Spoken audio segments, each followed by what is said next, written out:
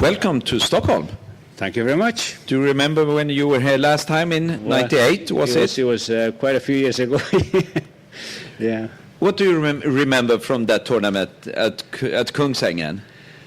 Well, I've always enjoyed coming to Sweden, I have to say. I think the golf courses overall, the courses at least that we played in this country are very good. The crowds usually are very good.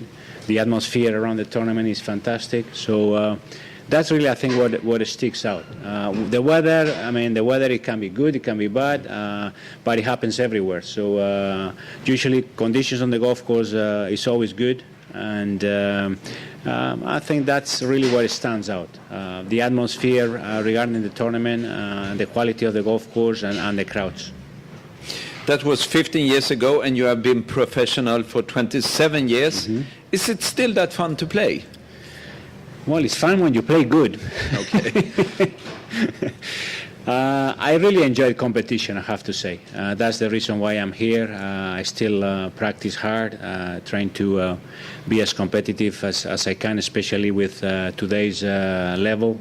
It's very high. All the newcomers are very strong. The quality, as I said, is very high. But I really enjoy the challenge that golf represents every day. It doesn't matter how good you can be playing. You never know what's in a store for you when you stand on that first tee, and that's what I like about this game, that it's always a challenge. I think that here in Sweden nowadays you are most known as the captain of the Ryder Cup team last fall. Tell me, you have played 7 Ryder Cup yourself, and now you were the captain. Yeah. What was the difference? I guess it was a huge difference, but what was the difference? Well, the difference is huge, as you said. As a player, you focus on playing, on hitting shots.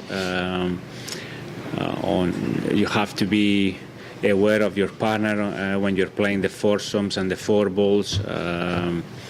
Your main focus is on how you're playing. And trying to get that point for Europe. As captain is different. From the very beginning, I realized that it was a whole different approach. You have to attend media, you have to do a lot of things behind doors, meetings, decisions to be made. And actually, during the tournament itself, what you try to do is try to get the best of every player. You need to talk to the players, see how they're feeling, touch the soft side on them. It's different, and obviously you don't hit a single shot. All you can do is just watch how they play, and that's the toughest part. When you're on the golf course, watching them hit shots, and nothing you can do about it. You say that you have to talk to the players, and you were down 10-6 coming into the last day. What did you say? Well, I have to say that the atmosphere within the team was very good. Even though we were 4 points behind, the afternoon session, early in the afternoon, looked very bad. We were losing most of the matches and tying only one. And the way things switch around in those last 2 matches, that changed the atmosphere within the team. The spirit was very high. We talked about 99, what happened in Brookline, that in this case we were 4 points ahead and we lost the Ryder Cup, so it was doable. We knew that we had to have a very good start. And that's what I told the boys, that you have to step on that first tee just really ready for it and trying to make as many birdies and playing aggressive. We didn't have nothing to lose, so we talked about all those things, and I have to say that those 12 men did something special that Sunday. I read somewhere that afterwards you said that this was the first time you were captain and the last time. Is that true? You are never going to do it again? No, once is enough. Is that because it was so hard to your nerves, or was it a once in a lifetime? Well, it's a bit of everything. I mean, it was tough on the system.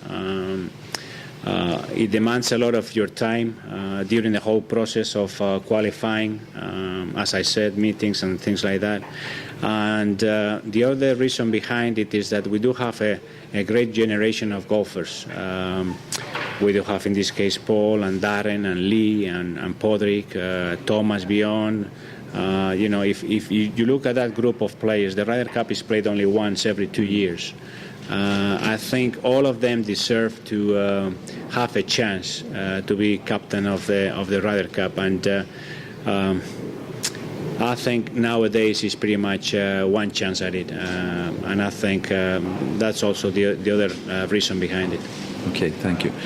Questions, please. You played some decent golf this Monday. Tell us a bit about the rounds and what will be. Well, it was a tough day. It was very windy.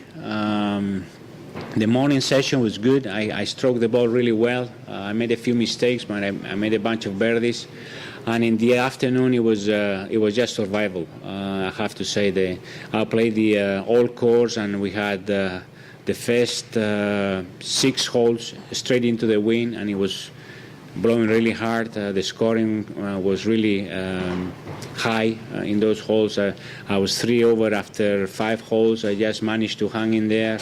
And then I played a little better the last few holes. The wind died a bit, the game in the afternoon, I didn't hit the ball all that well in the afternoon, I have to say.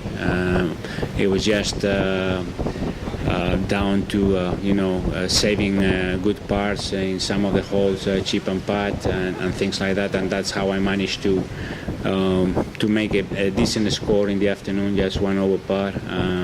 And I had to play a playoff. We were 6 guys for 5 spots. And on the first hole, 3 of us made birdie. It was a short par 4, dog leg left. And obviously very happy to be, a participant of the U.S. Open. Really, really glad about it, yeah.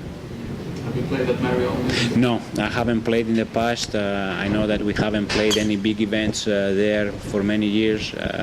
I know they've updated the course. I mean, they've narrowed the fairways. They've built a few new tees. And I'm pretty sure, knowing the conditions that we usually have at the U.S. Open, is going to be a tough course. It demands a lot of accuracy of the tee and with your irons. And I think that's the main characteristic of the U.S. Open. Consistency is key over there. Yeah. You've been a professional for 27 years or something. Yeah. What do you do with those times when it does feel like you just go to the office? No, it never felt like that to me, I have to say. I've enjoyed my game. I've enjoyed every bit of it. It's true that you do have bad times where you struggle with your game, and it's very frustrating, I have to say. Yeah, sometimes you think even of quitting because you don't see any results, but it will last a few minutes, and then you go back, have a good sleep, and the next morning you're ready to go back to the driving range and try to figure things out. At least in my case, I haven't lost the desire to play, and it's never been this game or this sport has never been for me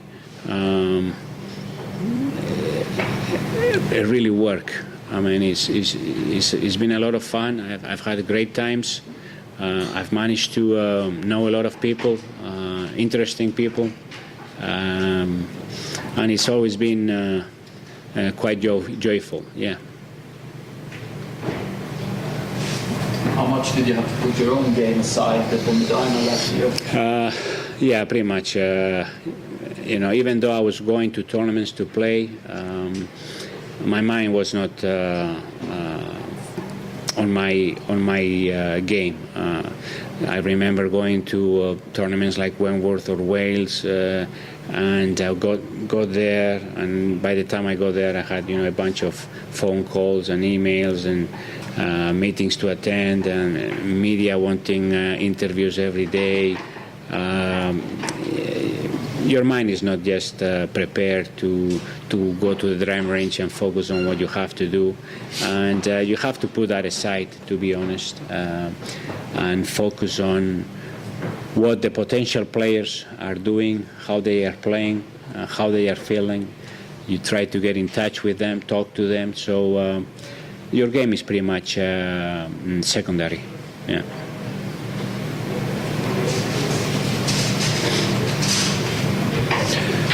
Okay, are we done? All right. Thank you very much, Okay, and thank you good very luck. much. Thanks.